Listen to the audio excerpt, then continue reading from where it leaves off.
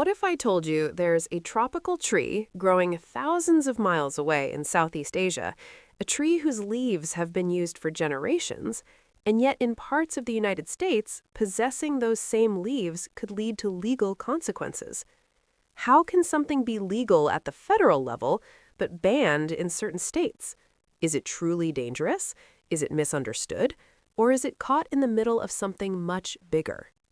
Tonight, we're exploring one of the most debated botanical substances in modern America, kratom, and asking a simple but powerful question. Why is it banned in some U.S. states?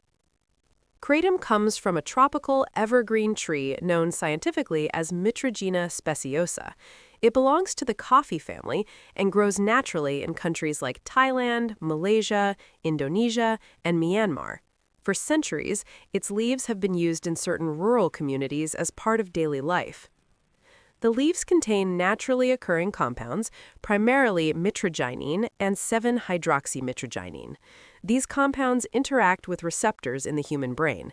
That interaction is where much of the controversy begins. While kratom is a plant and not a synthetic laboratory drug, its effects have drawn comparisons to substances that are more tightly controlled.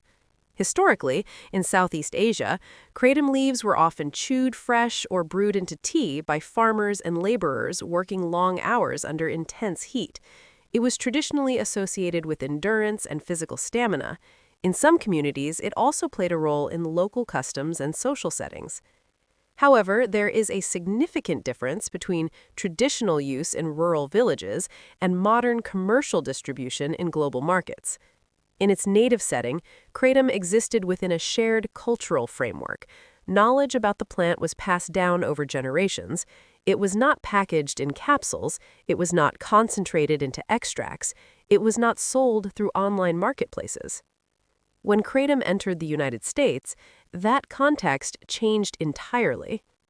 At the federal level, kratom is not classified as a Schedule I controlled substance. That means it is not federally illegal, but it is also not approved by the Food and Drug Administration for medical use.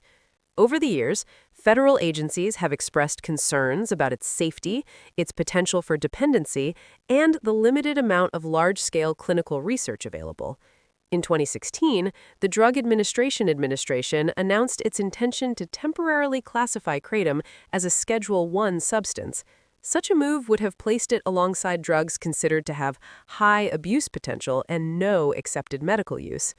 But after significant public response, scientific input, and thousands of submitted comments, the proposal was withdrawn for further review. Since then, kratom has remained in a legal gray area. It is federally legal in many parts of the country, but under ongoing scrutiny. This is where state-level decisions come into play. Several U.S. states have chosen to ban kratom entirely. Others have imposed restrictions. Some allow it without specific statewide regulations. This creates a patchwork of laws. A product that is legal in one state may be prohibited just across the border. One major reason certain states have enacted bans is concern for public health. Kratom's active compounds interact with opioid receptors in the brain. Although they are chemically distinct from traditional opioids, the similarity in receptor activity has raised caution among policymakers. The United States has faced a severe opioid crisis for years. Against that backdrop, any substance affecting similar pathways is viewed carefully. There have been reports of dependency and withdrawal symptoms associated with heavy or prolonged kratom use. Some medical case studies have documented adverse reactions. In certain investigations of overdose deaths, kratom was present in toxicology reports, although many of those cases also involved other substances. This makes the picture complex. The presence of kratom does not always mean it was the sole cause, but uncertainty itself can influence legislation. Another significant factor is regulation. Kratom products in the United States are not governed by a single standardized federal testing system. Potency may vary between brands. Concentration may differ from batch to batch. Without consistent manufacturing oversight nationwide, quality control becomes difficult. There have been instances where products marketed as kratom were found to contain contaminants or additional substances. While this does not represent every product, it highlights a broader issue: variability. For lawmakers, the challenge becomes clear. How do you ensure consumer safety when there is no uniform framework for testing and labeling? Some states have attempted to address this by passing consumer protection laws that require age restrictions and clearer labeling. Other states have concluded that regulation would be too complex and have chosen prohibition instead. The opioid epidemic has shaped much of this caution. Policymakers are wary of repeating past mistakes. Even though kratom is not identical to prescription opioids or illicit narcotics, its interaction with similar receptors invites scrutiny. Scientific uncertainty adds another layer. Large-scale, long-term clinical studies on kratom remain limited. There is no universally accepted medical dosing guideline. Research into long-term health effects is ongoing. When evidence is incomplete, governments often adopt precautionary approaches. This debate is not entirely new. Throughout American history, substances such as alcohol, tobacco, and cannabis have all faced periods of prohibition, regulation, and shifting public opinion. Kratom appears to be following a similarly complex path. What complicates the issue further is the transformation of kratom from a traditional plant into a modern commercial product. A leaf used in specific cultural contexts has become part of international trade networks. It is now sold in capsules, powders, and extracts. The scale and distribution are entirely different from its original setting. Context matters. A plant that exists within one cultural environment does not necessarily translate seamlessly into another. If you find this kind of deep exploration into controversial plants and overlooked substances fascinating, this is exactly what we uncover here on Origins of Earth Vault. We examine the history, science, and legal complexities behind the world's most debated natural compounds. If you're curious about the hidden forces shaping these stories, consider subscribing and joining us for future investigations. So, where does kratom stand today? It remains federally legal, but unapproved for medical use. It is banned in some states and regulated in others. Research continues.